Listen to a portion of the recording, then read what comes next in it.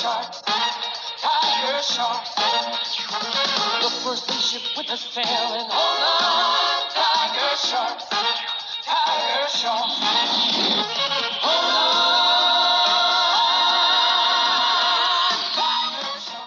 All right, everybody, Robert Jerdee here, your guide to the world of pop culture and all things nerdy, and thank you for joining me on this Saturday morning cartoon edition of All Things Nerdy. Hope you're having a great Saturday morning or afternoon, depending on where this is airing. And today we are talking about the Godfather 3 of the Thundercats Silverhawks trilogy, known as Tigersharks. Tigersharks was a cartoon created in 1987 as part of the, officially, unofficially part of that Silverhawks Thundercats world. Didn't take off quite as well as the other ones did. Thundercats was a definite hit with over, I think it was like 130 plus episodes. Silverhawks didn't quite take off as well, but it still had a decent run. I think it was like 60 plus episodes. Tigersharks, unfortunately, did not. It seems a little less quality than the other ones. There's a lot of things going on with it, which we'll talk about. But this one only had 20-something episodes. So it didn't nearly take off as the other ones as well. There was a toy line, and we'll talk about that too in a little bit, that just didn't really go anywhere. Kind of weird. But Tigersharks. So the episode starts, we see a spaceship in space, and we meet the main, well, see, that's one of the problems. We meet a villain, one of the antagonists. His name is T-Ray, and he's got a group with him. They're called the Mantanas. And they're in space, and they're looking for a new planet. The planet they lived in apparently has dried up. All the natural resources are gone, and so they're finding a planet called, or they're approaching a planet called Watero. W-A-T-E-R-O, Watero. And it's an ice water planet. It's like 90% water. And so they fly their ship in there, and they're looking for a place to land. And one of the crew is like, to T-Ray, the villain, he's like, "These icebergs look like they're alive." And so T-Ray's like, "Well, blow them up. Screw them. Blow them up." And so they blow up these icebergs. But what they do is they release two people. They release two bad guys. And one of them being a dragon, which like shoots fire at the ship, and the mantis ship goes underwater. But we see that two people have been released from this icy prison. And so then it flashes to the Tigersharks, and we see this group, the Tigersharks, and they're a mix of human beings and aliens, I think, because some of them are different colors. Like the Octavia is green, and Lorca, well, you guess what he turns into. Lorca is like purple, purpley white, purple, and so we meet them, and it turns out that the Tigersharks are a group of underwater sort of excavationists, investigators, researchers. They're like an underwater group, and they've got a ship that looks like a fish called the Sark, S-A-R-K, and so they, the personalities start to come out, and so we see them. Now, the weird thing is, well, not weird, but the Tigersharks are just a group of, like I said, humans and aliens who work underwater. But their images and their style, or the character design, is all very fishy. Even before they turn into fish, like Dolph, who we meet first, Dolph, looks like a dolphin. Even though he's a human, we guess, he still looks like a dolphin. And that's one of the weird things about these character designs, is that even in their human forms or alien forms or whatever, before they go fish, they still look fishy. And so it's kind of weird. I guess it's the character design. It just looks a little weird. Anyway, so we meet the rest of the team. We meet Mako, who is like the shark, and he's the Lion-O-esque character, like the ripped archetype, of the hero. Octavia, who's the green-haired female of the group, and Bronk and Angel, who are the two, like the Wily Cat kids of the crew. Dolph, who's kind of like a headstrong, let's go do it, and then he kind of gets himself in trouble character. Walgus, is the he's like the guy. He's like the old man in charge, but he's also he's like the genius. Anyway, so interesting group of characters, all fish named. And so they're kind of hanging out in their ship, and they get a distress call from the Watarians who live in Watero. That's where Lorca was. Lorca was doing some underwater excavating, and he's supposed to check in. He hasn't checked in yet, so the Tiger Sharks, and say Thundercats, Tiger Sharks are getting a little worried, and they get a message, an SOS from Wateria, this planet. So they fly over there. But before they go, Walrus is like, Walgus is like, hey guys, I got a surprise for us. Before we go save our friend who's in desperate need, let's go check this thing out. And he's invented this pool called the fish tank. And he's like, since we're always underwater anyway, guys, I've invented this fish tank that rewrites our DNA to change us into fish people. And so they all just jump in willy-nilly. And we see the transformation happens, and like Mako turns into a Mako shark, and Octavia turns into an octopus. And I was like, Bronk, what does he turn into? He's a seahorse. Bronco, a seahorse. Angel turns into an angelfish. Walrus turns into a walrus. And it's weird, and it's not, and I guess to the point of this whole show, there's no, like when Lion-O, it's early. When Lion-O transforms into Lion-O, right? He used the Swords of Omen. There's this great moment where he's like, thunder, thunder, right? And all that stuff happens. There's not so much of a cool transformation in this cartoon when they transform into these underwater creatures. It's just like they get in, they turn on a button, and then they swim away and they're fish. And I guess I would just like make it more for production. Make it more of a production. I want to see the body horror as their DNA is being overwritten, and they're turned into these aquatic creatures. I don't know. Maybe that's like the Cronenberg dark side of me. It's like, let's see it get dark. But they change into these fish creatures, right? And they head off towards Watero to help out their friend. And of course, they change, and then they're in the water, and then they're like, is there a way to change back? You probably should have asked that in the very beginning. Before you rewrote your DNA to be a fish, you probably should have asked if you could turn back. But, all right. But they're like, yes, we can turn you back. Not a big deal. So they're out there looking around for their friend Lorca, and they encounter the villains, and the villains are shooting missiles at them, and they are starting to explore their fish powers. Mako, for instance, he has fins on his forearms and his head that can like slice metal, which is pretty cool, and like Dolph the dolphin is real fast, but he also needs to breathe, and so he starts to see limitations as well. Like dolphins need to breathe, and so he's tied up by one of these villains, and so he's running out of oxygen, and they have to save him so he can go up real quick to come back down. So they encounter this first wave of bad guys as they're looking for their friend. Meanwhile, the bad guys, or I guess a little later, the bad guys meet up.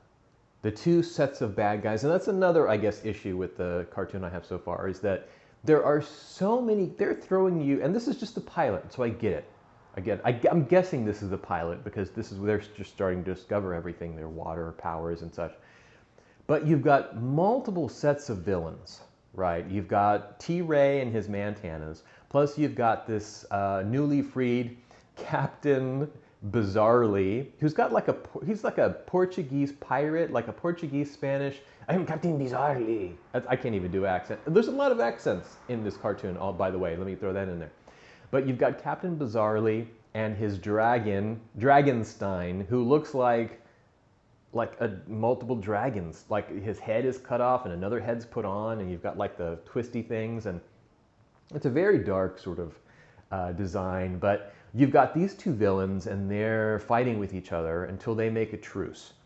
And so they're like, look, we're bad guys. And there's a great line when it's like, what is it? It's like the bad guys meet, and they're like, look, we're all we have the same cause, right? We're here to, we should work together.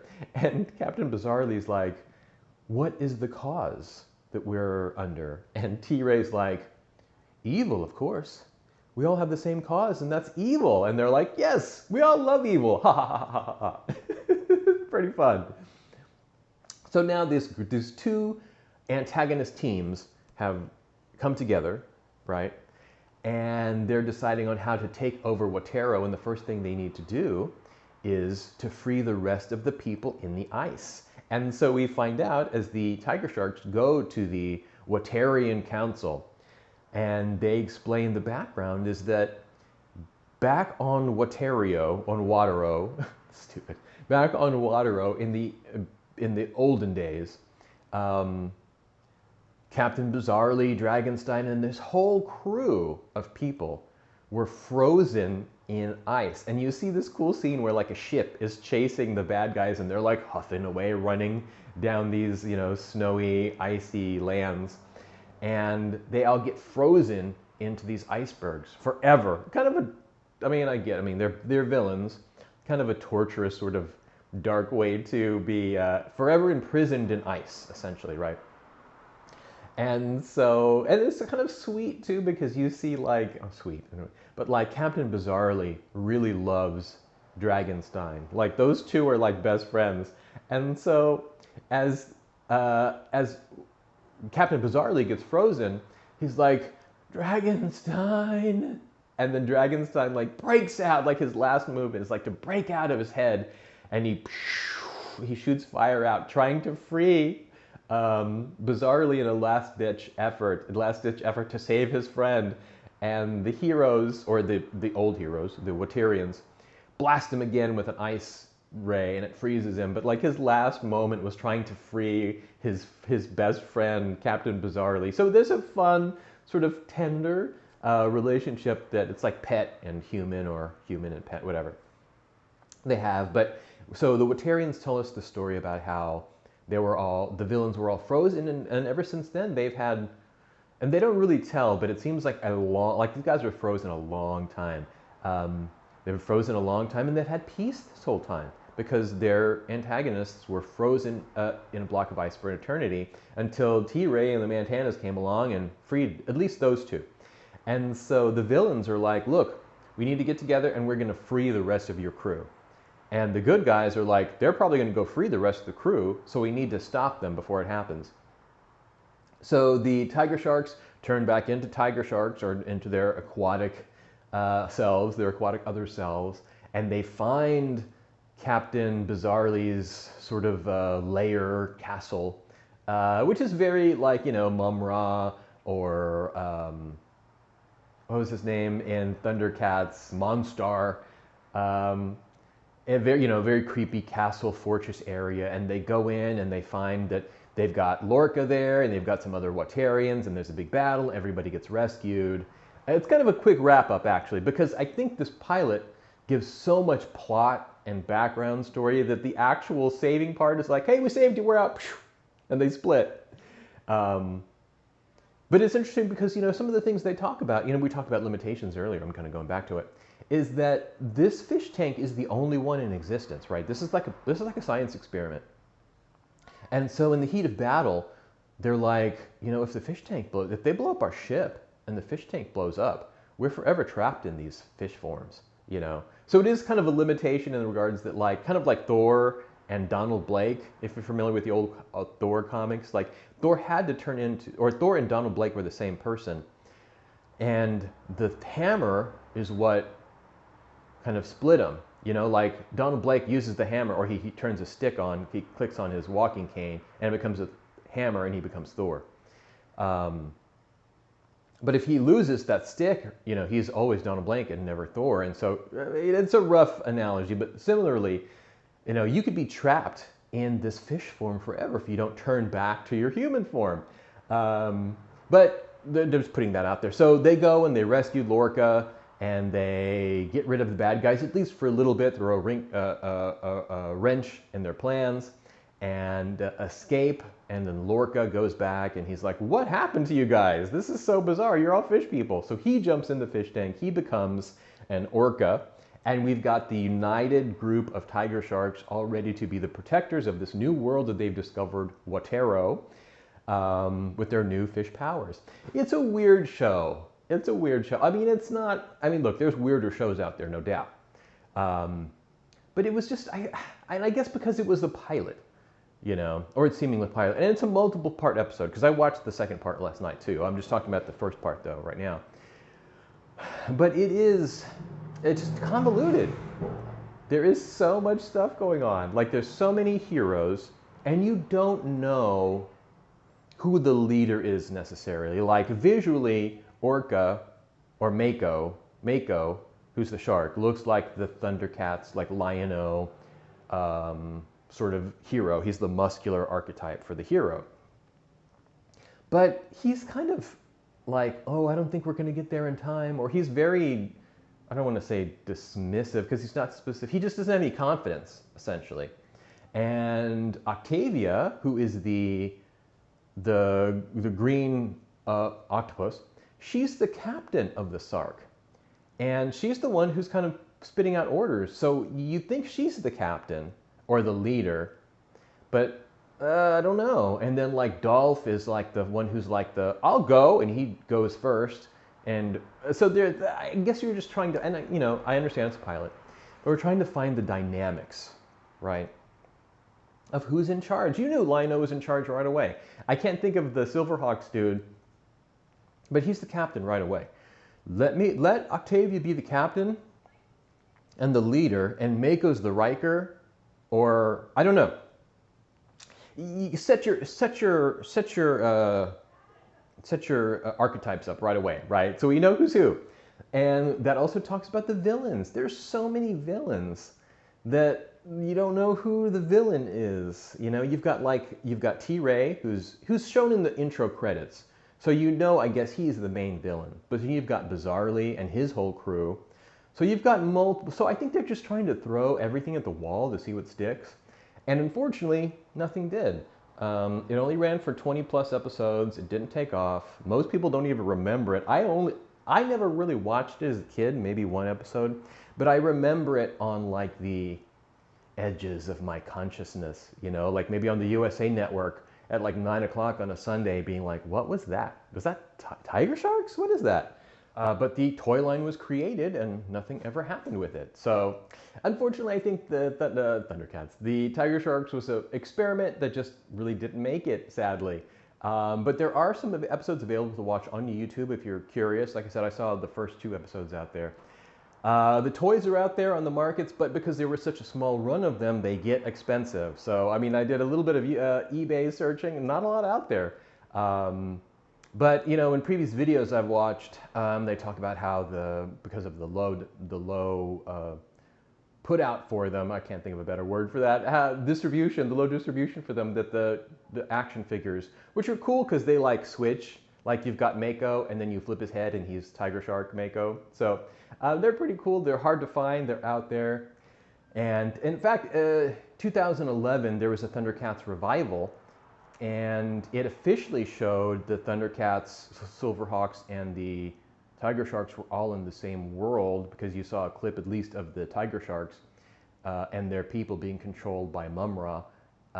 So at least in the 2011, I think Thundercats, they are part of a cohesive universe. So we'll see. I mean, is there a Tiger Sharks revival on the horizon? Probably not.